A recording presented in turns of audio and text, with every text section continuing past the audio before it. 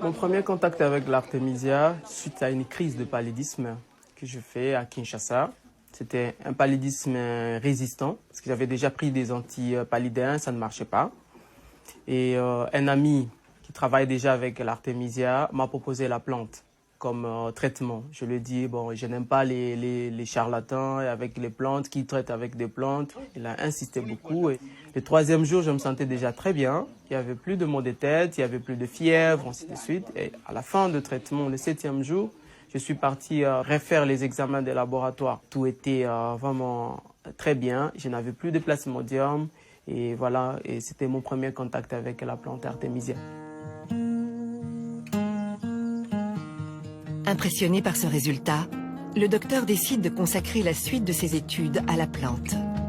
Son diplôme de médecine et quelques feuilles d'artémisia sous le bras, il entame une maîtrise S-Sciences à Paris. Après 3 semaines d'analyse, nous étions vraiment très étonnés par le résultat que nous avons observé au laboratoire. Le professeur qui travaillait avec moi était très étonné.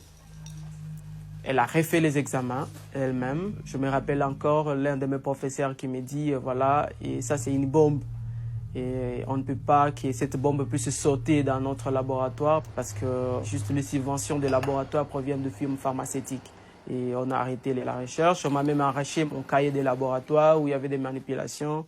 Et tous les échantillons d'artémisia que j'avais amenés au laboratoire étaient confisqués. On a amené ça au bureau du directeur des laboratoires. Pratiquement exclu de l'université et privé de bourse, le docteur Mouniangui refuse d'abandonner. Il prend contact avec Lucille Cornet-Vernet, qui va l'aider à poursuivre ses recherches.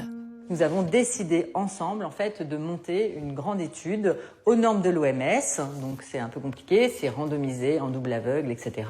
sur un échantillon significatif de personnes. Donc là, on a fait sur 1000 patients. Et donc j'ai à ce moment-là commencé à chercher les fonds. Donc ces études ont été financées en fait par des amis, par des fondations, par des entreprises, simplement parce qu'ils croient vraiment qu'une plante peut être la solution pour ce fléau apocalyptique qu'est le palu en Afrique.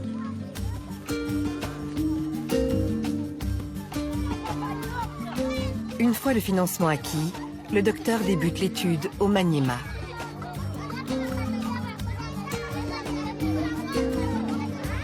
Mille patients porteurs du falciparum sont identifiés. 500 prendront de la tisane d'artémisia et un médicament placebo. 500 autres, un médicament ACT et une tisane placebo.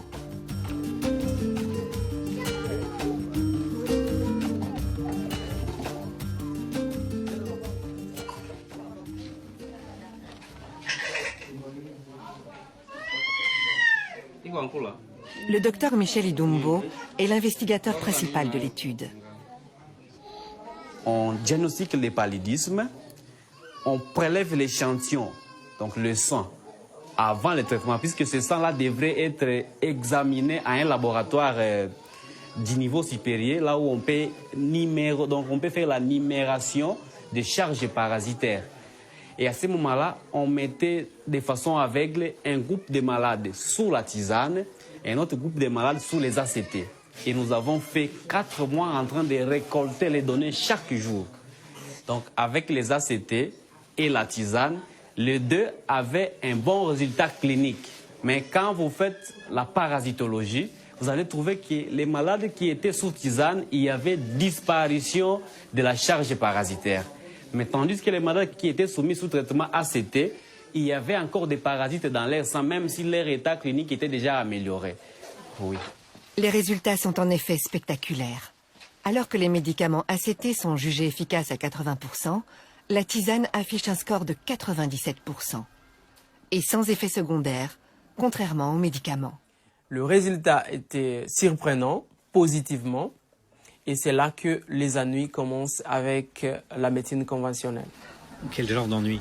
Le premier ennui, c'est l'interdiction. À la fin de l'étude, nous devions organiser une conférence. Lorsque nous avons remis le résultat au médecin-chef des zones, tout de suite, il s'est interposé. Il a dit, j'interdis, cette conférence n'aura pas lieu et je préfère que Jérôme puisse se taire et pas communiquer ses résultats à la population. Ils ont vu que la tisane avait un meilleur résultat que que les ACT et on nous a fait montrer que les différentes firmes pharmaceutiques risquent de couper leur appui. Et on a trouvé qu'il y avait orgueil, on m'a démis de mes fonctions. À votre avis, d'où viennent ces ennuis? À mon avis, les ennuis viennent de firmes pharmaceutiques. Qu'est-ce qui vous permet de dire ça?